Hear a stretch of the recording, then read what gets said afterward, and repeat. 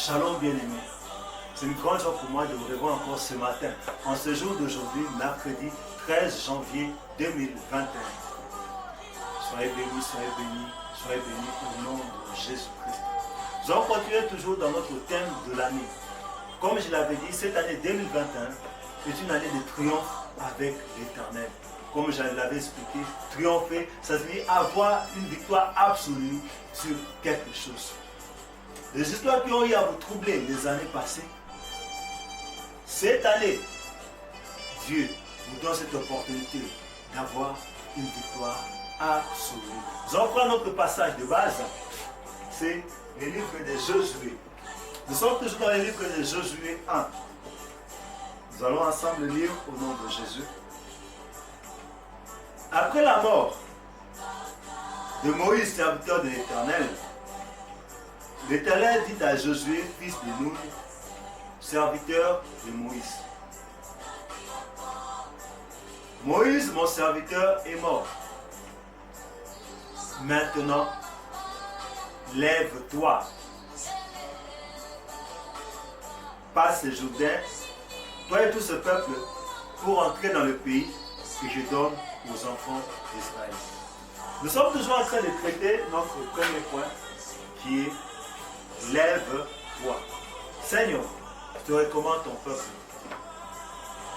Saint-Esprit, aide ton peuple à se réveiller. Aide ton peuple à se lever pour ta gloire au nom de Jésus. Amen. Amen. Comme je le disais, content de vous revoir encore ce matin pour cette exhortation. Et vous pousser et vous booster à vous lever. Lève-toi pour la prière. Lève-toi dans la méditation de la parole de Dieu. Lève-toi dans la louange. Lève-toi dans l'adoration. Comme je disais, tu as une part à faire. Pourquoi? Nous sommes co-ouvriers. Dans la nouvelle alliance, nous sommes co-ouvriers avec le Seigneur Jésus-Christ. Nous sommes co-ouvriers avec Christ. Il y a ta part, il y a la part de Dieu. Dieu ne fera jamais ta part. Tu as une part que tu dois faire. Je vais donner un exemple. Nous voyons cette chaise ici. Je pose la chaise là. Je suis là en position assise. Quand on me dit de me lever, lève-toi, docteur Ruffin. Qu'est-ce que je dois faire? Dois-je demeurer statique? Si je ne me lève pas, mon interlocuteur se dira peut-être que je n'entends pas. Il doit peut-être procéder autrement. Mais quand j'ai bien compris le message, qu'est-ce que je fais? Je quitte la position assise pour me mettre debout. Donc je me libère de ces chaises qui me servaient d'appui pour être maintenant debout. C'est ce que le Seigneur est en train de dire. C'est-à-dire tu as ta part à faire. Tu as un mouvement à faire. Tu as un effort à faire qui n'était même pas difficile, mais qui demande ta foi, qui demande ta volonté. Pourquoi? Parce que la victoire qui triomphe du monde, c'est notre foi. En effet, quand nous prenons la Bible et que nous lisons dans Hébreux 11, verset 1, la Bible nous dit que la foi est une ferme assurance des choses qu'on espère, une démonstration de celles qu'on ne voit pas.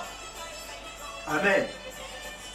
De par là, nous allons comprendre que quand la foi est abattue, quand la foi est détruite, c'est difficile de se lever. Pourquoi? Parce qu'on ne prend plus goût. On ne prend plus goût à la prière, on ne prend plus goût à la méditation. La déception nous envahit, on est démoralisé. Des fois même, le travail du monde c'est que nous sommes tellement occupés. Et comme on était tellement occupés, cette occupation, au fur et à mesure, était en train de détruire notre vie de prière. Progressivement, on avait du zèle. Mais le zèle a commencé à céder de la place à la paresse. C'est-à-dire, avant on était capable de prier, mais au fil du temps, notre chair s'est alourdie. On est devenu trop lourd pour nous lever pour la prière, trop lourd pour aller à l'église, trop lourd pour méditer la parole de Dieu, trop lourd même pour faire la lecture biblique. Et on va constater qu'on peut passer beaucoup de temps à causer, à parler avec les gens, beaucoup de temps pour regarder la télévision, beaucoup de temps pour notre travail, mais on a détruit l'essentiel, on a détruit la base, on a détruit la force de la piété. Quand on est à cet état-là, ça fait que se relever devient encore, ça commence à nous sembler difficile. C'est parce que notre foi a baissé. La foi aux promesses de Dieu. L'homme aime le vite fait.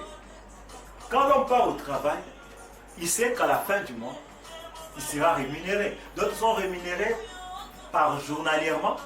D'autres sont rémunérés à la fin de la semaine. D'autres sont rémunérés à la fin du mois. L'homme aime cela. Il sait que bon, je fais le travail, directement j'ai les produits, j'ai les fruits de mes efforts.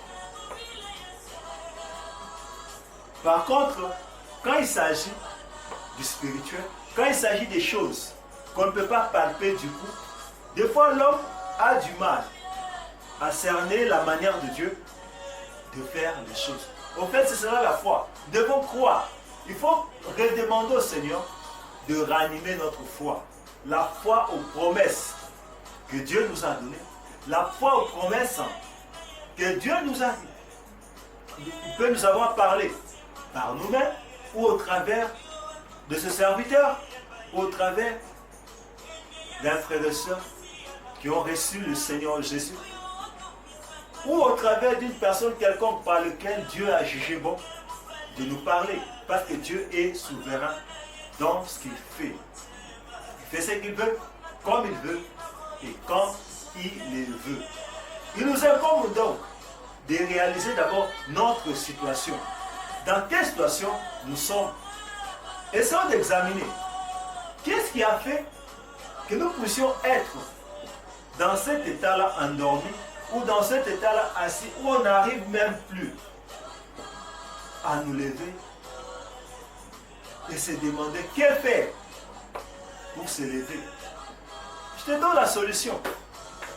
Viens dans la présence de Dieu. Tu sais, quand tu n'arrives pas à prier, viens, commence à prier, tu vas prier. Quand tu fais ces pas-là, je te rassure, Dieu va t'étendre ta main. Parce que sa main est toujours là, tendue vers toi. Mais il attend que tu fasses les pas pour saisir cette main. Que tu verras la force divine te sera communiquée. Il te demande seulement de te lever. Mets-toi debout. Viens dans sa présence. Prends encore, décide-toi d'ouvrir ta Bible. Je ne sais pas. Ta Bible a pris combien de temps sans que tu puisses l'ouvrir? Au courant de la semaine, au courant de cette année, je ne sais pas. As-tu déjà recommencé à ouvrir ta Bible? Ou bien tu la gardes toujours fermée? Et actuellement, avec l'évolution de la technologie, nous avons même des Bibles dans le téléphone qui peuvent nous aider à les lire n'importe où.